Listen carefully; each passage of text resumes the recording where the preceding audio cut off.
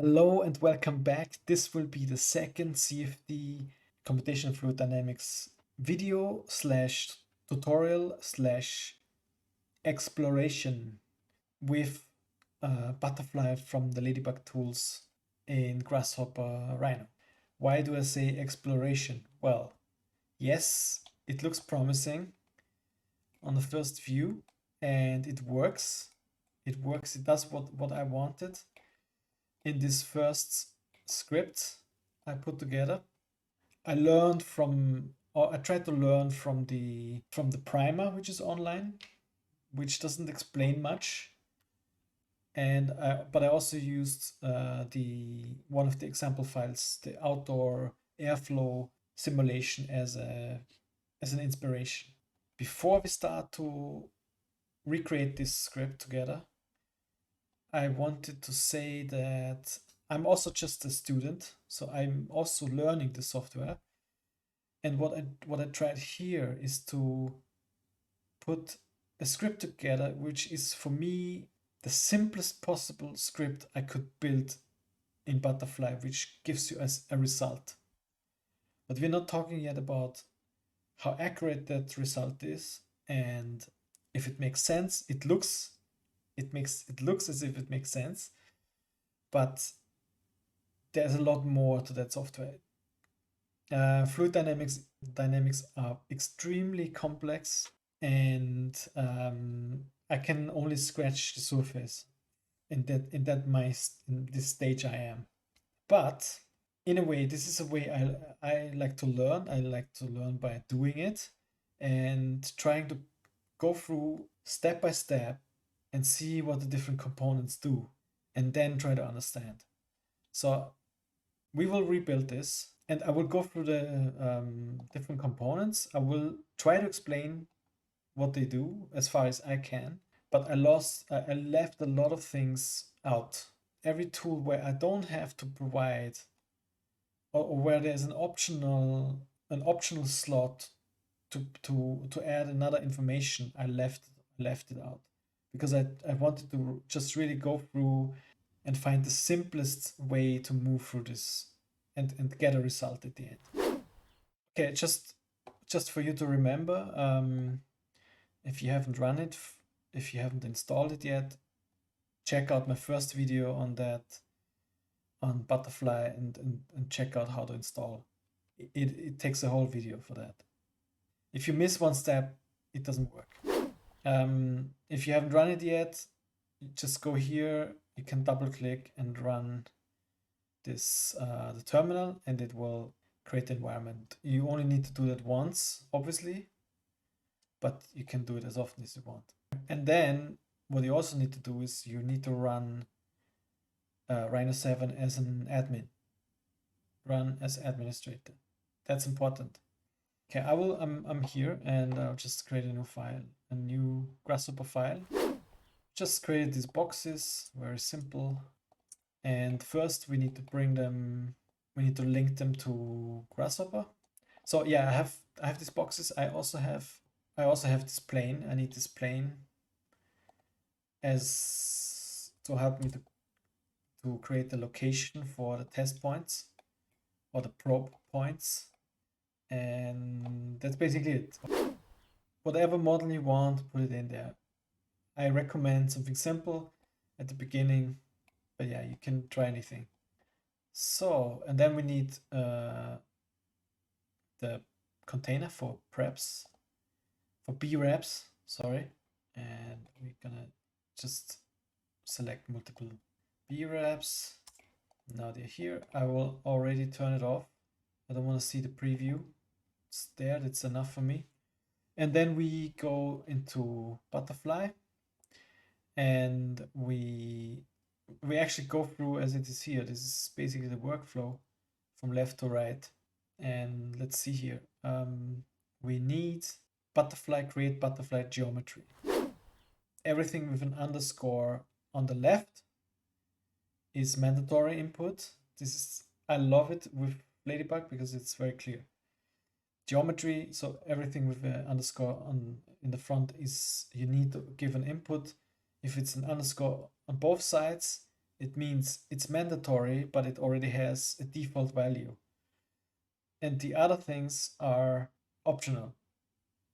That's why, so this is my strategy here, is to first only use what I need to use. In that case, I only need a name and the geometry.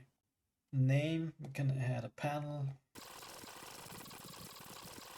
Okay, any name, it's fine.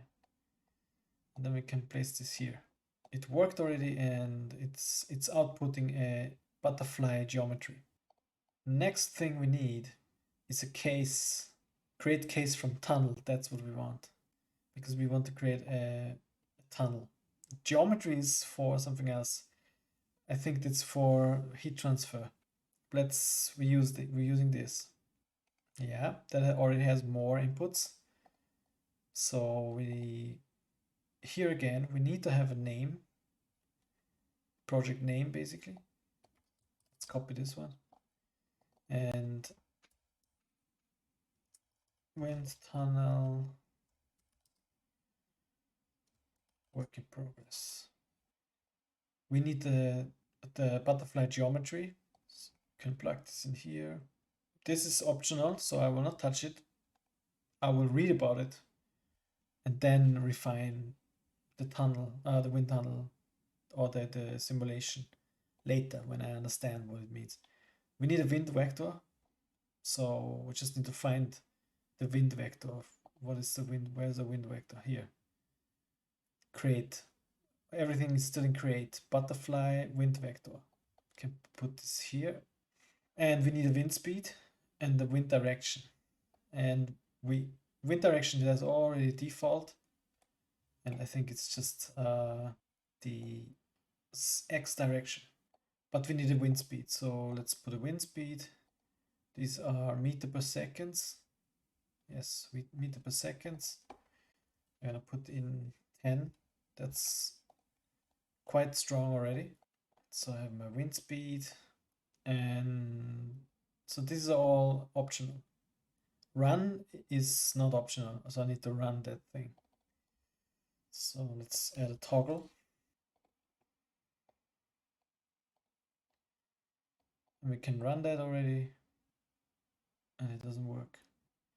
Ah, see? So I'm not allowed to use empty space in the title. Okay, let's do it like this. It works. It already created automatically a case, and we can move forward. Of course, I could put here the report. So this was saved in my admin user butterfly wind tunnel. It adds the dimension here. Block points, these are the points. And then we have the wind tunnel as an object and the case. So this is my case. So far so good. Again, we will not touch the other things. Not yet. Now, next step. Next step is to create the block mesh. Block mesh. So what we need to do in order to calculate something, we actually need to divide the space in a lot of small blocks. And these are basically the spaces where I can have my probe or my test value. I can check the value in that space. And normally what you try to do is to have smaller blocks the closer you are to your test objects. Butterfly block mesh, that's what we need. This one. Here again, what do we need? We need the case, and we need grading is already automatically cell count override. We need the write and the run. So I understand the write and run as writing means it will record what was calculated. So for me, is setting write to true means that I'm writing this basically into the open form script, not script, file. True, and then that was quick. Just saw this flicker that was already calculated, and basically it created a report. You can see that here. That's basically was the flicker. And now I just show you very quickly how that actually looks like. So we built a block mesh. In order to explain what a block mesh is, I'm gonna show you. It's much better. Block mesh. We need this here, butterfly load mesh. We can put the case in here. We need a load.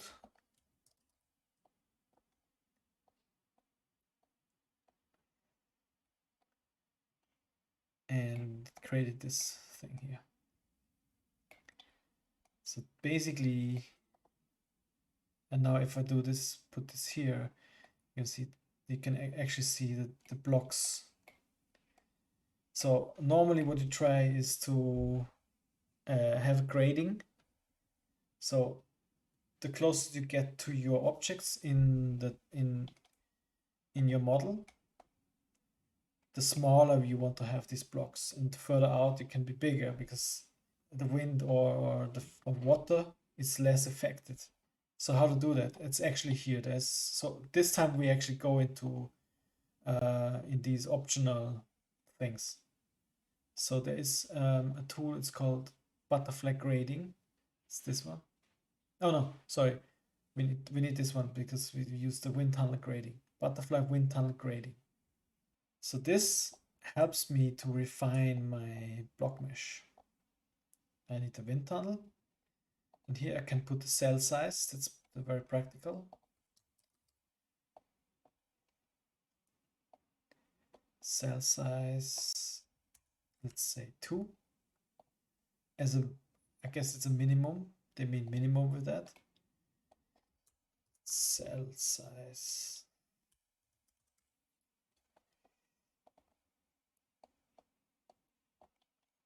And then I have an output, the gradient XYZ. This is here. And you can already see it was changing. It's changed the block mesh to focus more on that area.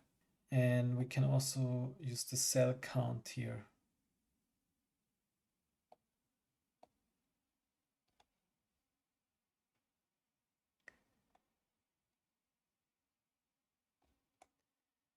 And this is already quite dense and detailed. And then it makes sense to turn this off because can't see anything. But yeah, you see that divides the space and focusing on that region where you actually have some geometry. Here you can see it better even. The next thing is I love it, the name, the Snappy Hex Mesh. I don't know who had this idea, but what this does, it refines my block mesh even more to create a very fine kind of mesh around my objects. So let's do that. So I take the case again. Here we need the case. So global refinement level is how it basically defines on how fine it should be, and the default is a bit too sloppy, let's say. Don't ask me yet what the Snappy Hex Mesh dictionary is. I was not using it. That we will learn in another video.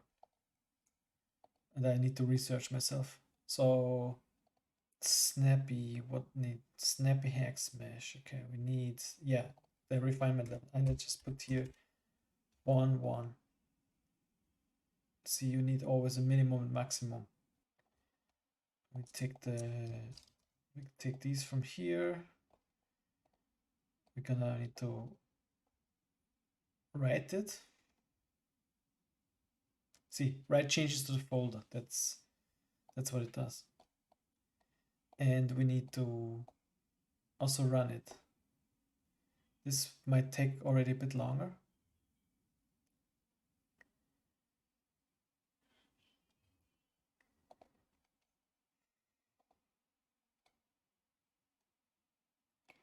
and you can't see anything because this is still here in the case in the block mesh. So I could copy this here and plug this here, then you can see actually what the snappy hex mesh looks like.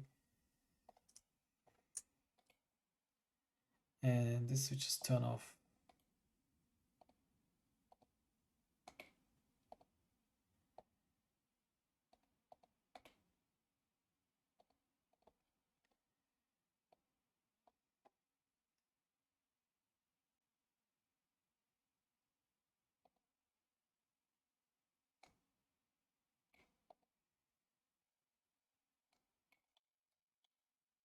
So you can see now it built this kind of mesh around my objects.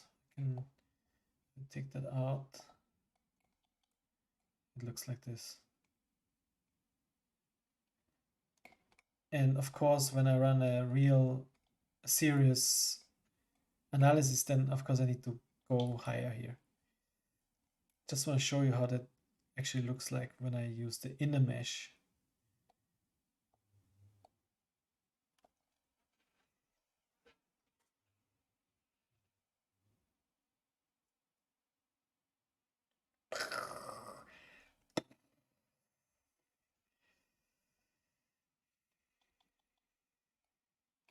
Okay, this looks quite crazy.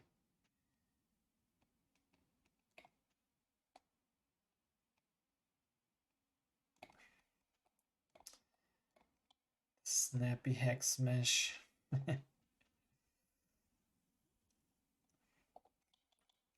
Okay, let's just show you that when you actually go a bit deeper.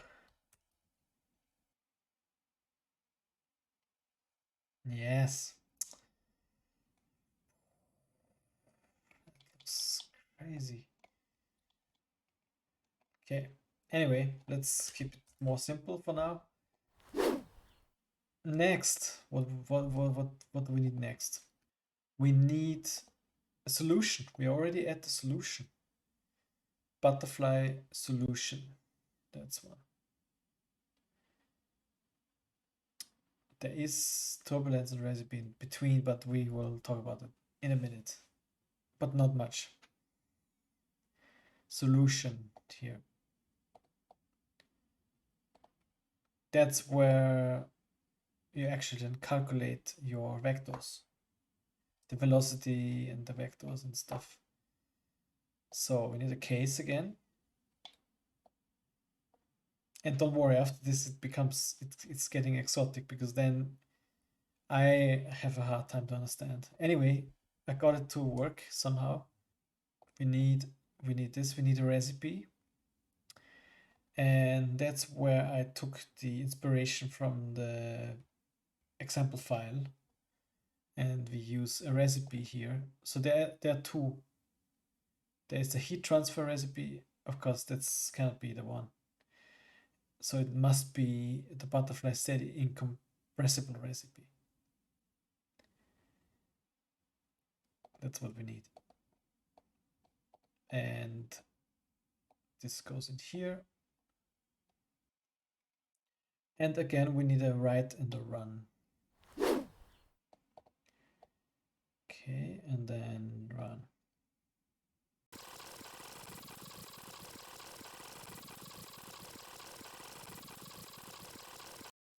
Okay, it took a bit longer, and can't really see anything.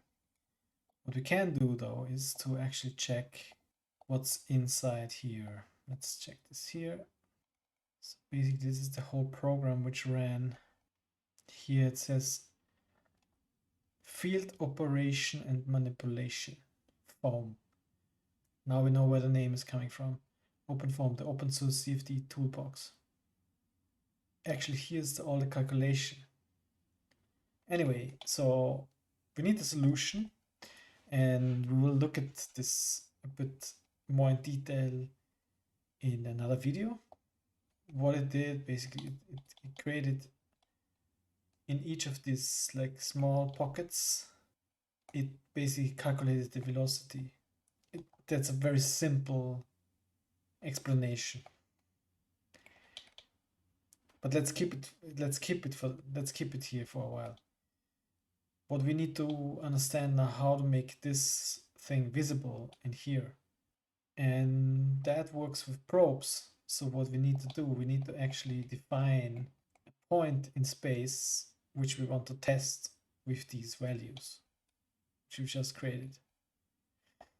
So let's go in here and we go into solution and we go here. We need this butterfly probes. No, sorry. This is what we need. So when we put this in here,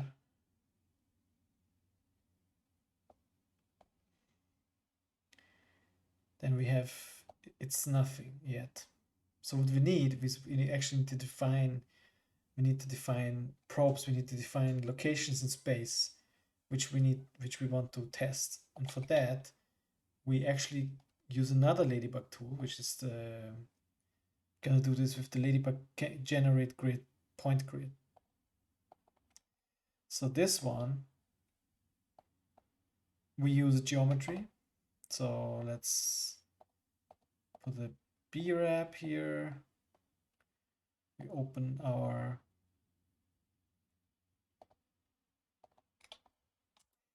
that's what we need. That's the one.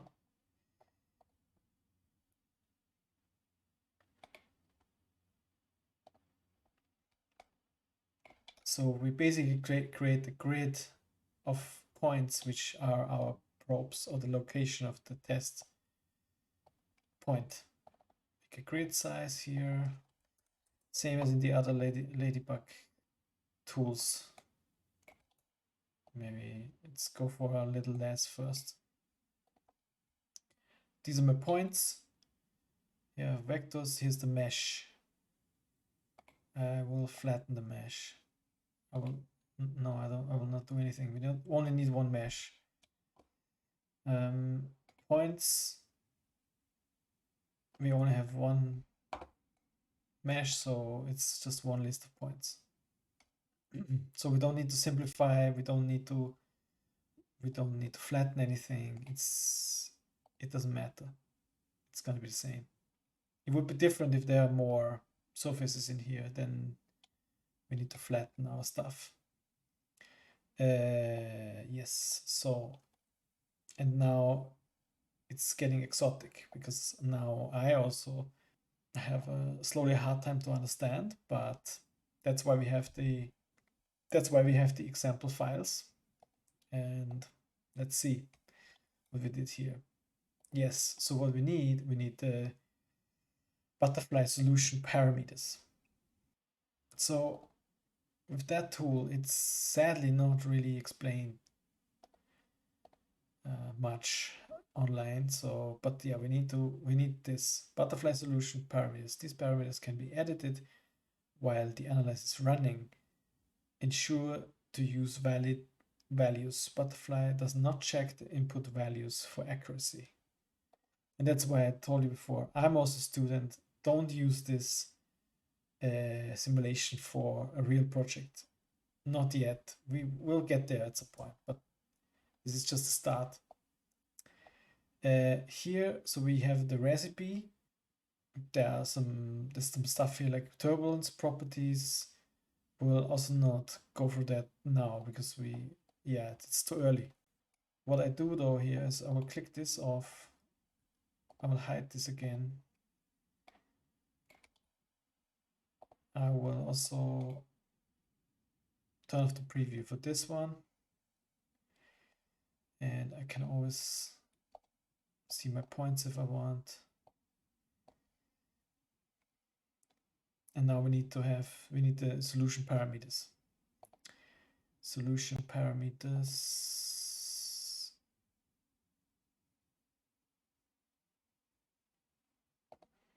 This one.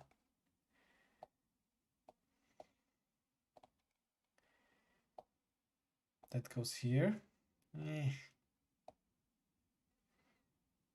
Okay.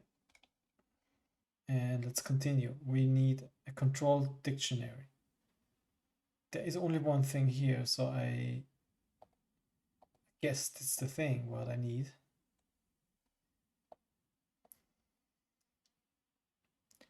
And here I can define the start and end time. Have I done it here? Yeah. So let's, yeah, we can create a so here we can control how often that solution tool will run through. Let's say 300. Let's keep it lower. And probes, we need probes. And probes are not just points, they are data points. They also need to have some kind of tool. So let's check here. Butterfly probes. See? Load probes values. That's what we did here. That's this one. Probes, we need probes. And this thing can actually accept points. So I can put it here. And now a list of fields such as U, P, and K. Default is U and P. And what that means is that, so fields is also here, fields. So they kind of belong together.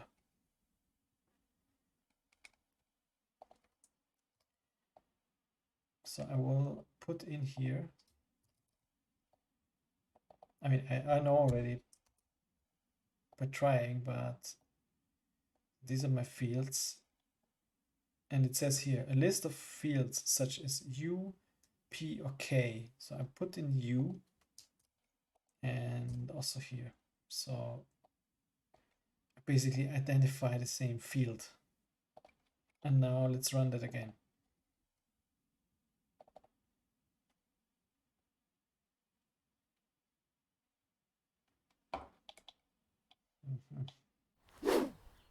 I'll run everything again.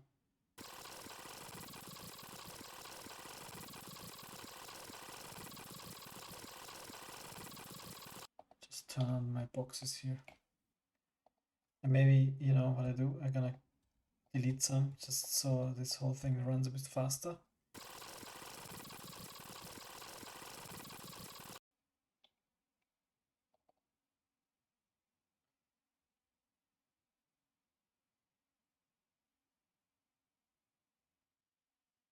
$300 now. Yes, 300. So that was the number we gave it here.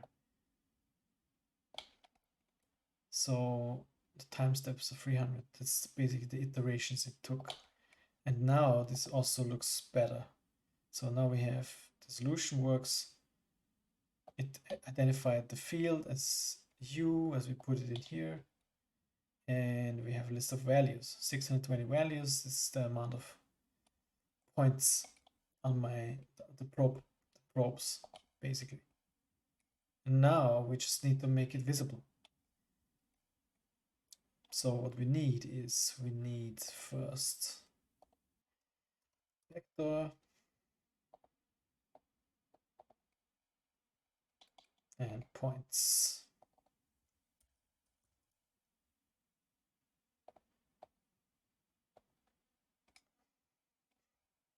So basically, I'm taking the point location from here, and the value is a vector from here.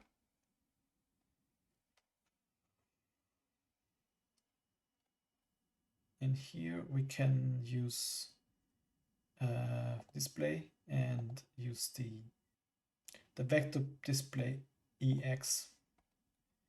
I'm not sure what EX stands for, but in here we can actually place this one and this one. And then we already see the vector. It's pretty cool. Now let's turn off the points. Yeah, no, that's fine. So this gives us the points. Now we want to, let's turn all these off.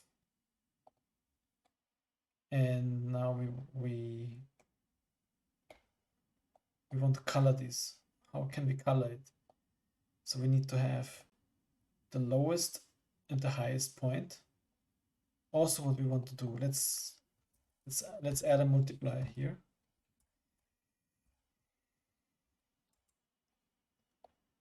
So we have a bit more control about the size of these.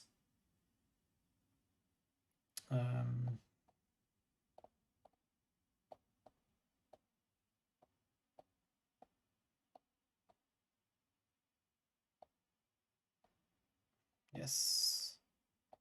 So we can control a bit better the size.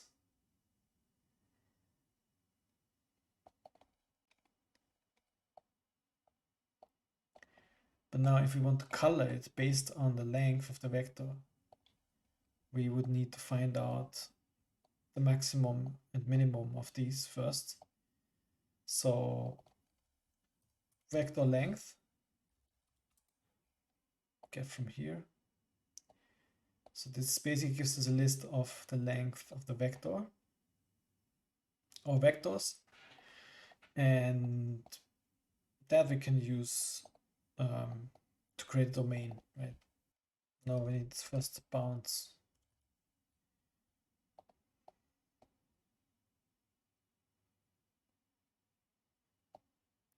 That's what we need. We need bounds that creates our domain. So that will create, yes.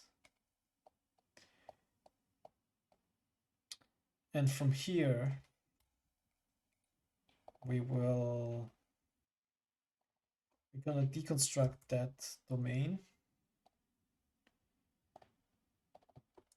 Deconstruct domain. No, not this one. This will give us the start point and end point, the highest and lowest number. And then we can add a gradient.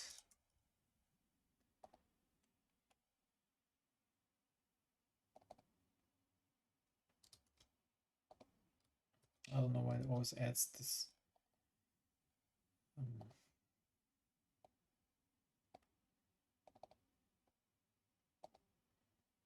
Let's put some other numbers.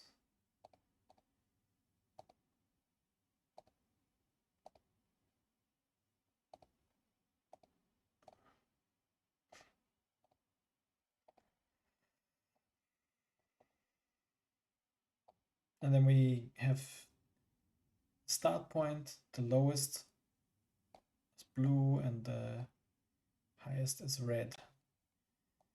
And that will color our, okay, and we need also we need this here. Now, interestingly, wait, let's check that. What's the problem here? There's a problem. And the problem is that I'm using, I basically use this tool as the simplest possible way. And there are, of course, ways to refine my output and so on, which I don't know yet. But what I know is that I can look into my values and check what is the problem. Because here, although I have the lowest number and I have the highest number, everything has only one color. Now, if I look closely here on the highest number, actually you can see that there's a number which looks, this is like a really big number, which can't be which is not realistic. So let's get a list. Gonna look at the list, sort list. We'll sort this list here with the 620 values and see what it does. So let's get another panel. Let's check the sorted list. So this should sort my list from lowest to highest as well. So if I go here now, I see that there are a few results which they're kind of outliers, statistical outliers. They are much bigger than the rest. And that's why everything shifts to the red side. So what can I do against it? I can cap my maximum to here. I would say I would use this as my maximum 7. Let's use 7 as a maximum. How can I do that? I can write here max. And this is just a workaround for the moment. So max, I can put here the maximum number I want, which is 7. And that creates my highest, or my highest velocity. I can put this here. And okay, it's the opposite, the other way around. I have this here. Yes. Here we are. That's it. And now you can still play with, of course, the length and the grid size. So we can play with the grid size. But then you need to rerun it again. So there's now something going completely wrong. So we need to rerun it. I saw somewhere in the other folder, in the other in the example files, that there's like a purge function, which probably helps to do that, what I'm just doing here manually. Now we could, of course, we could add a tag. We could say, for example, tag the location, which is the point, for example, and then the text, which would be the velocity.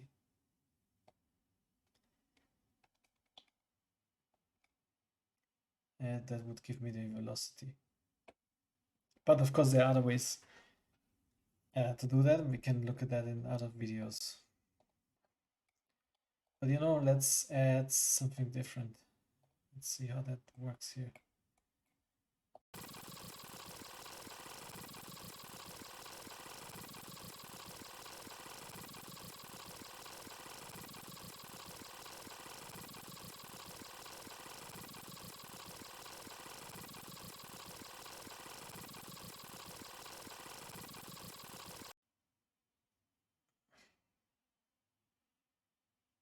So as long as this is calculating, I just want to say, I hope it kind of gives you first impression on what you can do with it, with this software. I definitely have a much better understanding now by just trying the different, or just trying to take the tools and look what I have to input in order to make it work. And then when it starts to work, then you slowly understand and realize what it does. In the next videos, we will go through all these like extra details. Boundary, refinement levels, number of surface layers, mesh settings, wind direction. Wind direction, you can also play around with it. It's just a vector. It's just a direction, really. And then we look in all these, because there are much more options, and you can do a lot of different things. We also will learn what the Snappy hex mesh dictionary is, which I don't have no idea yet, or how we use the turbulence properties.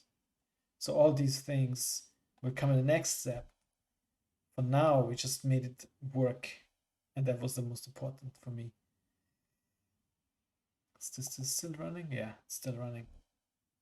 So yeah, I hope it helps.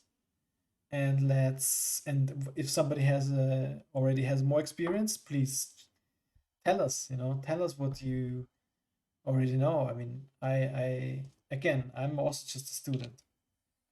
I will also try to put this, I can share the file. People, a lot of you guys, they are asking me about files and scripts, and I will just put this in a folder on my OneDrive. I don't have so many subscribers yet, but so I think it's fine. So I will put it on my OneDrive, on a OneDrive folder, and you can download it from there and you can play around with it if you want. But I highly recommend you just build it yourself, because that will actually help you to learn. Oh, finish. Yay.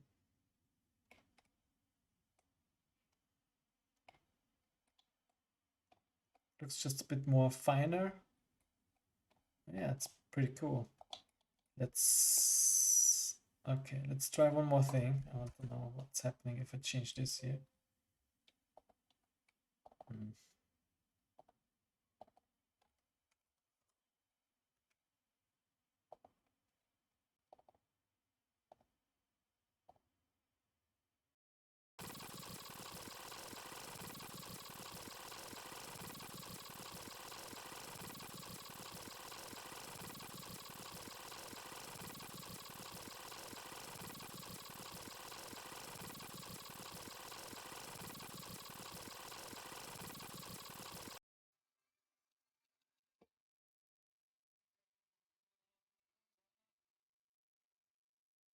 Yeah, finish. And actually here you can see a bit the grid, the block mesh. You can see the blocks. See, these have the same color. These have the same color. You can see it a bit.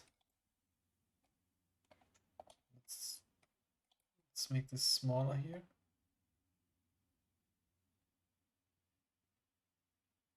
So it becomes less obvious. Nevertheless, it's really cool. I think it's really cool. And yeah, I mean, in terms of accuracy and correctness, I would not use it yet on a real project, but I mean, it's for sure it's not completely wrong.